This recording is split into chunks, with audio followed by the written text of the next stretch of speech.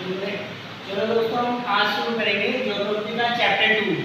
तो कल हमने बेसिक वाला पढ़ा था। बेसिक में हमने इंडिया की लोकेशन देखी थी कि भारत के उत्तर में हिमालय है और दक्षिण में हिंद महासागर है और भारत के पूर्व बंगाली खाड़ी है और पश्चिम में है अरब सागर। उसके अलावा हमने भारत के पड़ोसी देश देखे थे कि भारत के 7 जो पड़ोसी देश हैं वो स्थलीय वाले हैं और 3 जो है वो जलीय वाले हैं। तो स्थलीय वाले में उनकी भारत के राज्यों के साथ किस किस देश की कितने राज्यों से सीमा लगती है वो वाला टॉपिक भी देखा था कि किस देश से कितने राज्यों की सीमाएं बॉर्डर लगता है। तो एग्जाम में जनरली वही क्वेश्चन पूछा जाता है कि सबसे लंबी सीमा रेखा किस देश के साथ लगती है, तो वो बांग्लादेश के साथ लगती है 4096 किलोमीटर की। और सबसे छोटी सीमा रेखा लगती है अफगानिस्तान के साथ 105 किलोमीटर की, जो सीधे नहीं लगती है, पीओके वाले रीजन में लगती है, पार्ट ऑक्यूपाइड कश्मीर में। अब हम आज ज्योग्राफी का दूसरा टॉपिक पढ़ने जा रहे हैं जो अक्षांश और देशांतर रेखाओं के बारे में है। तो अक्षांश रेखाएं वो होती है जो पृथ्वी के क्षैतिज होती है, मतलब क्षैतिज रेखाएं होती हैं जो पृथ्वी के एक भाग से दूसरे भाग को मिलाती हैं। अक्षांश रेखाओं में सबसे लंबी अक्षांश रेखा होती है 0 डिग्री वाली, इसे विषुवत रेखा या भूमध्य रेखा भी बोला जाता है। उसके अलावा जो क्या बोलते हैं नॉर्थ उत्तर में होती है कर्क रेखा 23.5 डिग्री में और 23.5 डिग्री दक्षिण में होती है मकर रेखा। तो इसके बीच का जो क्षेत्र होता है ये उष्णकटिबंधीय क्षेत्र होता है। इसके अलावा जो सबसे छोटी क्या बोलते हैं अक्षांश रेखा होती है उत्तरी ध्रुव और दक्षिणी ध्रुव होते हैं। तो कुल अक्षांश रेखाओं की जो संख्या है वो 181 होती है।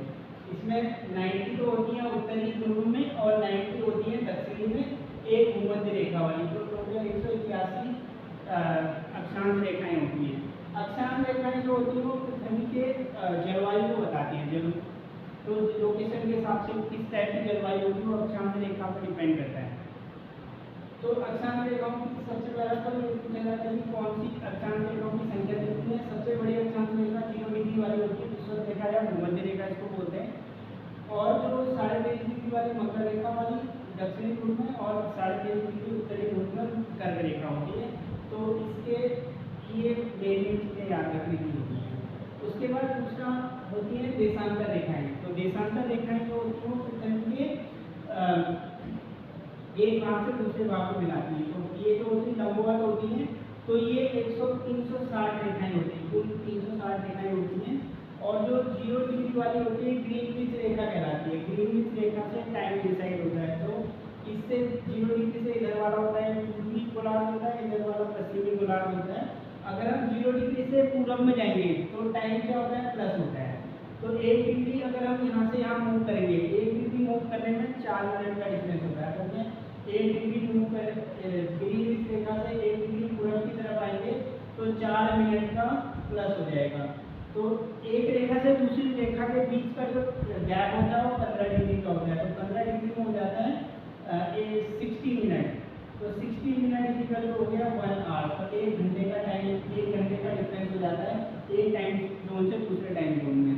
तो इस तरीके से टोटल 180 इधर होती है रेखाएं, 180 इधर होती है। तो इस तरीके से इधर जो होता है टाइम जोन एक टाइम जोन से दूसरे टाइम जोन जाने में 1 आवर का डिफरेंस होता है। जो भारत का स्टैंडर्ड टाइम जोन है वो 82.5 डिग्री वाला है। तो 82.5 डिग्री में भारत का है 82.5 डिग्री उत्तरी गोलार्ध, सॉरी पूर्वी गोलार्ध। तो भारत का 82.5 डिग्री में 5.5 घंटे का डिफरेंस होता है।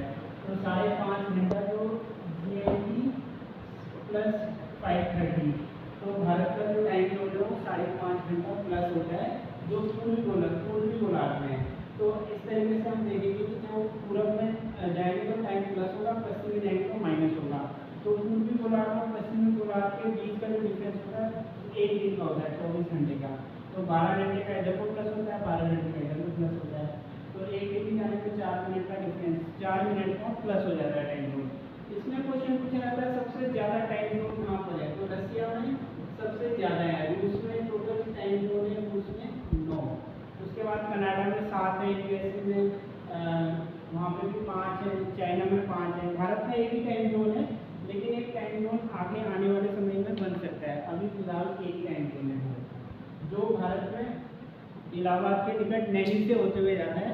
तो नैनी इलाहाबाद के निकट है, जहाँ से ये टाइम जोन जाता है। तो जनरली ये जाता है यूपी, एमपी, छत्तीसगढ़ और झारखंड और उड़ीसा। तो ये 5 राज्यों से होते हुए टाइम जोन जाता है, भारत के बीचों बीच से जाता है। तो 5 राज्यों से टाइम जोन जाता है। ये इलाहाबाद के निकट नैनी है, नैनी से